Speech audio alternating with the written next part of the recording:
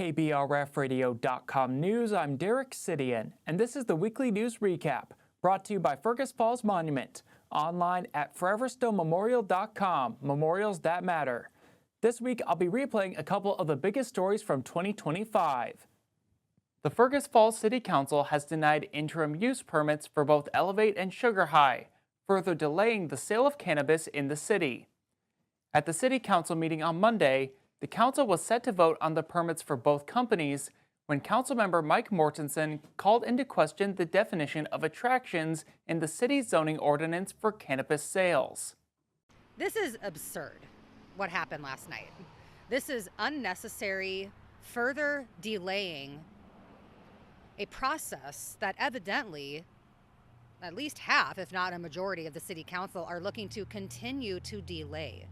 The city ordinance dictates that cannabis retail stores cannot be within 250 feet of an attraction within a public park that is regularly used by minors, as measured from the edge of the real property on which the attraction is located. Mortensen says that neither the state legislature nor the Office of Cannabis Management have a legal definition for the phrasing, and that it may be argued that the Speece Riverfront Park and the Riverwalk in downtown Fergus Falls could be considered attractions or have attractions for kids and are too close to these retailers. Owner of Sugar High, Emily McCune, thinks this stance is bizarre. There are already clear definitions and presumptions of an attraction. The splash pad, obviously an attraction. Athletic parks where kids come and play sports, that was gone over last night. The Riverwalk is a scenic walk. It's not an attraction. This is absurd and ridiculous. Chris Stock, co-owner of Elevate and a registered nurse, says, right now we're 230 feet from Spies Park, the parking lot of it, and I think our biggest thing is, it's hard to say that would be a kid attraction. Who's it up to? What data are they going to be pulling from to determine what defines an attraction? Is it a mural under one of the bridges on the Riverwalk that draws people? Is it a butterfly statue? With their permits hanging in the balance, both Stock and McCune are concerned that their investments into their locations are going out the window. Our biggest concern is the investment we've already made into our building that we've been in for the last 2.5 years, thinking that we were zoned correctly. Despite a lengthy discussion at the council meeting, the two business owners were not allowed to speak on behalf of their companies. The votes on both permits failed, with council members Kildee, Fish, and Job voting yes, and Layton, Krameyer, Mortensen, Rachels, and Kwame voting no. Stock says that Elevate will continue to work with the city and discuss the next steps. And we've always been really open and inviting everybody down here that even doesn't agree with what we're doing. I think just having a conversation and kind of getting that education piece involved is a huge thing. McCune says Sugar High is not giving up. Okay, very well. A little bit more delay, fine. We can deal with that. We've been fighting this fight for over 2 years, okay? It's been made very apparent that our council will continue making this as difficult as they can for us until the very end, and likely continued through navigating this new industry. Councilmember Mortensen made a motion after each permit was denied for the council and city staff to work with the Office of Cannabis Management to come to a clear definition of attractions in regard to cannabis zoning. The Humane Society of Ottertail County is looking for additional funding to finish off their building expansion. Construction on the new building began in May, but the organization is still short of paying about $200,000 for the $2.1 million project.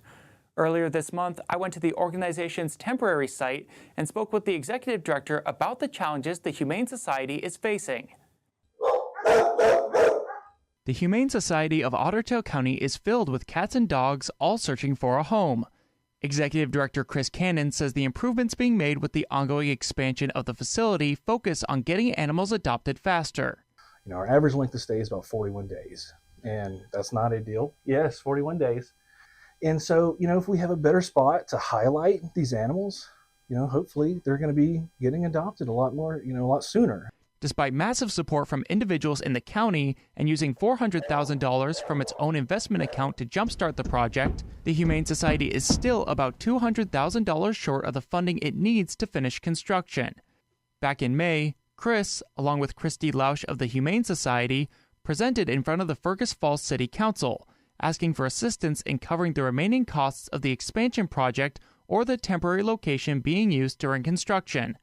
Since then, the City Council has tentatively approved the city budget for 2026 without support of the shelter expansion. We felt like we presented our case. We feel like we are, very important to the community, and to go and present with very heartfelt, in a very heartfelt way, and provide our stats. And, we didn't want to come through with any information that wasn't accurate. We came prepared to answer any questions and didn't get any, and haven't heard anything back since either. So it's a little frustrating. Chris says over half of the animals in the Humane Society come from a Fergus Falls address, but despite that, the city only funds about 3.2% of the Humane Society's $370,000 annual budget, and the county funds around 24%. Most of the funding comes from individual donors. Chris adds that without those donors, the Humane Society wouldn't be able to operate. We couldn't do it without the individual donors. That's the reason we are here now operating, is because of everyone in the community. We couldn't do it without them. Among its other services, the Humane Society uses those funds to help Ottertail County rescue wild animals, as well as pets being abused and neglected, and get them ready for adoption into a safe home. Even if you're not a dog person, cat person, you live here. So the question I would say is, where would it look like if we weren't here? If you want to find out more about the Ottertail County Humane Society and ways you can help, go to humanesocietyotc.org. Hundreds gathered at the Speece Riverfront Pavilion Saturday afternoon in protest to President Donald Trump and his administration. No pigs! No pigs! No pigs! A couple hundred people from around the area gathered for the No Kings rally in Fergus Falls on Saturday, an event described by organizers as a national day of action and mass mobilization in response to increasing authoritarian excesses and corruption from President Trump and his allies. And we just think that Trump is trying to turn himself into a king, and that's not, our country was founded on getting rid of kings. I feel like a lot of times the voices on our side can be quieter than voices on the other side, and we need to be heard. It is not the time to be quiet. It's a time to be loud and be present and be here. While the majority of people at the event were participants, there were a few people against the protest, but they weren't there to pick a fight. Just come to talk to people, because when we stop talking is when it gets violent. If we stop talking, that's when the sides separate and violence starts. Despite the peaceful nature of the rally, there was a brief moment of tension towards the end. Video of the incident shows participants crossing the crosswalk, stopping traffic for about 15 seconds before a pickup with a Trump 2024 flag that had been driving by in counter-protest goes around the car in front of it, into the opposing lane of traffic, and stopping just short of the crosswalk. The protesters walking stop, and more come and stand on the crosswalk. The truck goes back and ends up turning down Stanton Avenue, while the rally's organizers disperse the participants on the crosswalk. The incident was reported to police, and no charges were filed. While Minnesota officials asked organizers across the state to cancel their events following the attacks on House Speaker Melissa Hortman, Senator John Hoffman, and their families, that didn't seem to deter people from filling up Union Bridge and speaking their minds. Motivated me even more, because if we all go into our house and be scared, this is what they want. We need to stand up for our own democracy and our country and the people that live here. Local organizer Pam Machithidi was surprised by the turnout, as she estimates about 350 people showed up to participate in the rally. With June fast approaching, so is the grand opening of the Fergus Falls Aquatic Center.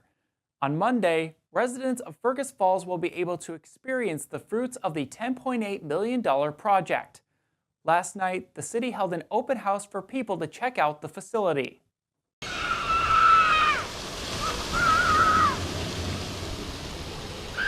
After just over a year since the ground was broken, the opening day for the Fergus Falls Aquatic Center is finally here. It will be a great time. The new state-of-the-art facility has 2 pools full of fun water features for kids of all ages, a lap pool, and a zero-depth entry pool. On the zero depth pool, we've got the two big slides here. We've got the two smaller slides over there with the climbing feature on the other side, and then the little otter slide towards the zero entry along with the water table. Between the two pools, we've got about 167,000 gallons. While the zero depth entry pool only gets a couple feet deep near the big slides, the lap pool gets up to 9 feet deep near the climbing wall. Along with the pool amenities, there will also be concessions available for purchase. We'll be offering like hot dogs and nachos, Uncrustables, chips, snacks, and things of that sort. And they'll have slush machine and some of those type of things. A lot of ice cream treats, just the fun things you want to have at the pool for the day. Other features of the facility include handicap accessible platforms, swimsuit dryers, Put your swimsuit in there, it spins the excess water out of it. and wall-mounted body dryers. The Aquatic Center has multiple rules that will be enforced for the safety of all pool users, including a limit on pool toys. We're allowing the floaties, other toys that people would bring, we're asking that they don't.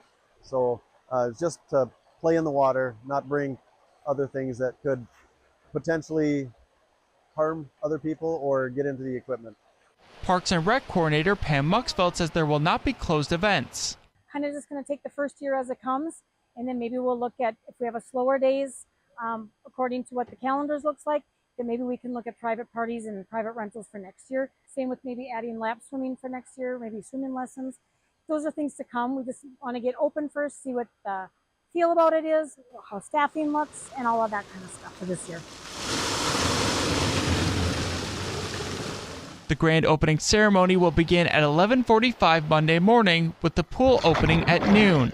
We're going to offer free swimming that day. We'll have a couple food trucks here. Uncle Eddie's is providing ice cream for the first 200 people in the door.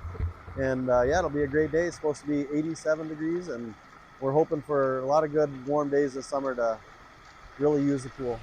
On Thursday night, the public was invited to an open house to check out the facility. After checking out the pools, it's safe to say the kids are excited to make a splash. This is going to be so epic! Let me see Fergus Falls. It's a water park, a full-size water park in Fergus Falls! This has been the Weekly News Recap, brought to you by Fergus Falls Monument, online at foreverstonmemorial.com, memorials that matter. For KBRFradio.com News, I'm Derek Sidian.